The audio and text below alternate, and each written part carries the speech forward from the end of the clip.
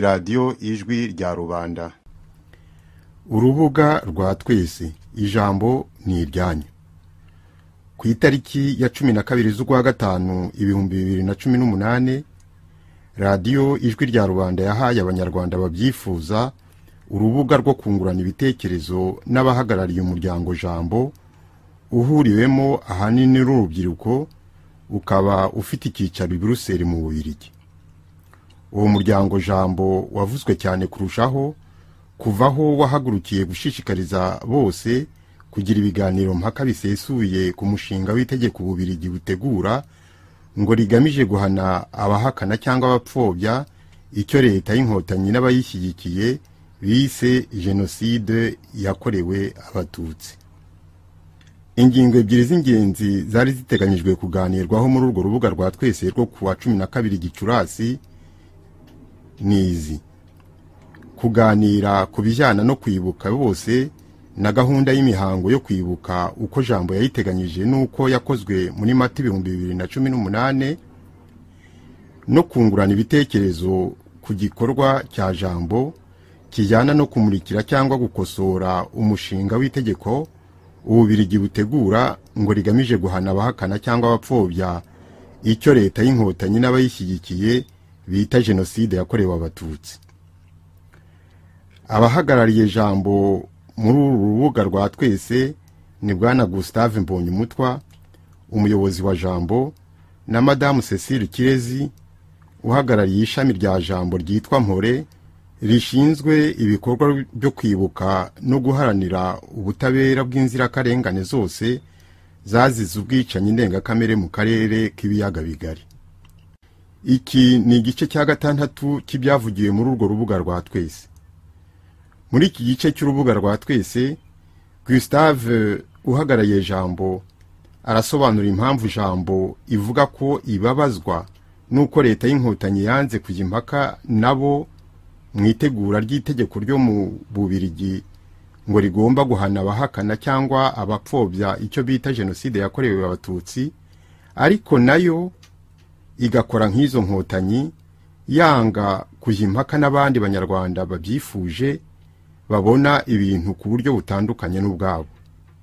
Nyuma y'iyo ngingo, Bwana Yohane Barahinyura arahabwa ijambo maze atwibwire kandi atubwire mu magambo make impungenge afite ku mahitamo ya Jambo yo kwakiza amaboko yombi imvugo ya jenoside yakorewe Abatutsi.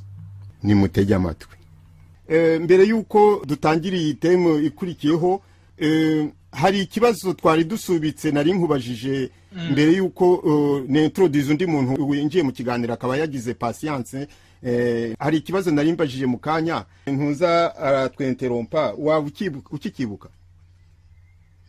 Oui, yambazaga cyane ku mpamvu zatumye tutamusubiza kandi yaratubajije ku rubuga rwa Facebook ngo tuganire kuri iriya gahunda yacu. Sinzi imba ari icyo kibazo.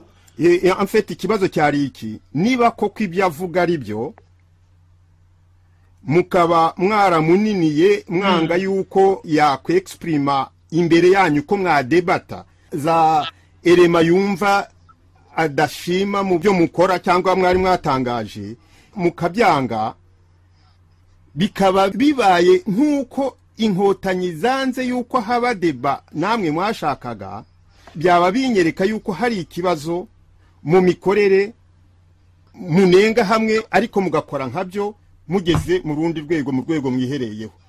Bikaba rero kuri ngewe n'icyo gitumye mvaze, eske nibyo? Niba ari byo, eske wumva iyo mikorere itatera inkeke? Uko bivubajije ruva nyine ko iyo mikorere yabiteje ibibazo birumvikana, ariko tekereza ko ngewe namenye ko yabajije ikibazo ari uko bakinyohereje kuri WhatsApp yanjye, kuko ushatse kugeranya n'ukuntu twatumiye Kigali twarabandikiye ibarwa mu buryo busanzwe bwemewe, niba ari na recommande twohereje international kugira ngo twizere ko ibageraho, turangije turanaba telefona kugira ngo twebe ko yabagezeho, turabikurikira ku buryo icyo cya mbere umuntu tubaza ku rubuga rwa Facebook cyangwa ku rundi biterwa n'impamvu n'ubibonye akabisubiza cyangwa akabigeza ku bandi. Iyo niyo mpamvu ya mbere yatuma tudasubiza umuntu wari wese si Munana gusa. Icyo ni icya mbere. Icya kabiri rero hari igihe umuntu atangira ibiganiro kuri Facebook ugasanga bitoroshye kubisubiza. Nko ubwo niba Munana yerifuza ko tubiganiraho, nimero zacu ziri ahantu hose ngira ngo ku matangazo twagiye dutangaza kuri website ndetse na adresse yatwandikira, ndumva nta kibazo. Uko nguko ushaka kutugereranya n'abantu banze ko tuganira nabo ntabwo ari byo rwose, no kubyitiranya. Donc mwarabyinyoye kubera yuko byabajijwe kuri Facebook. Oya, cyambere mubwiye no ko ngiye bitangizeho. Oya, ntabwo ari weho wenyine. Donc Jambo ni un groupe, c'est une association. Bishobora kuba wehe individuellement bitarakugezeho, ariko mu gihe uvuga uti koko naranabibonye ariko babinyoheje kuri Facebook, ababibonye mufite système yo gutreta za request, za demande, za question, za réponse, cyangwa gukomunika n'abantu kuri, cyangwa se mukiherera mukavuga muti dore ibibazo umuntu ari kubaza ni ibingibi, tuzabisubize dute etc. Ubivuga ngo ngewe nabimenye gusa nyuma, ahubwo Jambo niba ari uko byagenze urumva hatarimo akabazo. Oya, ntago karimo Simeon, kuko ibibazo tubona kuri Facebook, kuri Twitter, n'abatwandikira kuri email yewe ni byinshi cyane. Ntago navuga ko ntabwo dushobora kubisubiza byose. Hari ibyo dufata yeri bigufiya, hari n'igihe ari dependende tutisibi ko twabiciyemo deja n'umuntu yabisume yanga. Donc hari ibyo ngiye nibonera ku giti cyanjye nkaba nabisubiza cyangwa se nkaba nababyihorera ko mbona ko twabisubije. Donc ikintu cya mbere nuko umuntu wese ushaka deba, cyane cyane umuntu ubona ko yabikurikiye kandi abikanguriye nka Munana, ntakabishyire kuri Facebook gusa, yohereze email, yohereze WhatsApp, dufite numero. Donc mu bintu byo gushaka kutwumvisha ko twamwiranganyije ibyo ntabwo ari byo, ntabwo twabyemera. Ariko ubu turi kuganira, tubiganireho nta kibazo.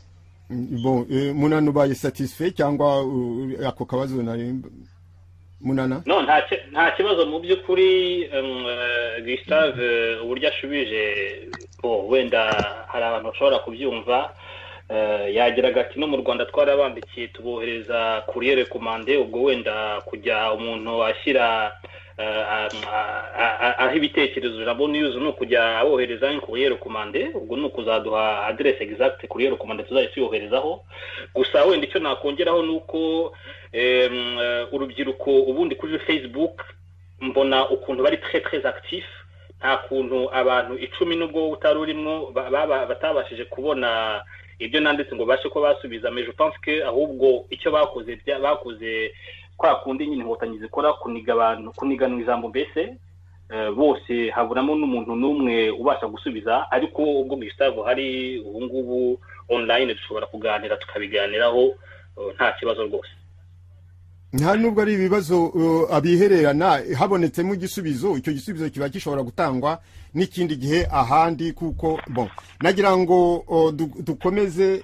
Hari umunyarwanda mucya nawe winjiye muri studio hashize umwanya, ndamushimira ko yashoboye kwihangana, yinjiye tukiri kuri iriya teme, noneho mba ndetse kumwinjira. Nagira ngo ngusabe wipresente, utubwire uwuriwe, noneho dusabe Gustave gukomeza. Kandi niba wakurikiye igice cy'ikiganiro washoboye gukurikira, muri uko kwipresenta wenda ushobora nabwo kuvuga uti aho mwavuze ibi nibi ndibuze kuhagira akabazo n'iki byose, kugira ngo byose tubijyane umujyi umwe mu kanya. Bo murakoze, muranyumva? Turakumva. Yego twarakumva. Mbere na mbere ndashaka gushimira Jambo News, bari abana n'urubyiruko, ngenda bita abana kwise ndashaje, j'ai 68 ans. Donc nagerageje gukurikira uko nshoboye ntuzakwita. Ushobora kutwibwira? Ndabibwira justement, je suis là. Ariko ndabanza gushima abana puisque quelles que soient les activités, ukuntu bakora uko bashoboye kose, hazamo amakosa, hazamo ibyo ari byo byose, utagira icyo akora nta kosa ashobora gukora, uwicaye agaceceka ntagire icyo akora ntabwo ashobora gukora. Igiteke iyo abantu bavugana umuntu akavugira undi akavugira undi akagira ati amakosa ashobora kuboneka. Rero nitwa Barahinyura Yohani Barahinyura, navuye mu Rwanda muri 1973. Ibyo ndabivuga precisement kugira ngo mwumve ko ibyo mwagiye muvuga byinshi numvise mwagiye mutemanya mwagiye mutanga bamwe na bamwe uvuga muti narabyiboneye njye sinari impari parce que j'ai quitté le Rwanda 73. Biriya byose byabaye mu mahanga. Ku buryo n'ubutegetsi bwa Habyarimana sinigeze mumenya directement mbubiva puisque navuye muri 1973 murabyumva. Kandi hagati aho kubera ko nari muri opposition politique ntabwo nashoboye malheureusement kujya mu Rwanda uretse une fois 78. Naje ndabona nkaza nkebera nkaza kurumarika mbere ko nshobora kugira ibibazo nkagenda ngasubira iyo nari ndi mu Budage. Ubwo rero mu biganiro mwavuze ibintu byinshi c'est intéressant uretse ko byanyeretse ko tukiri kure cyane.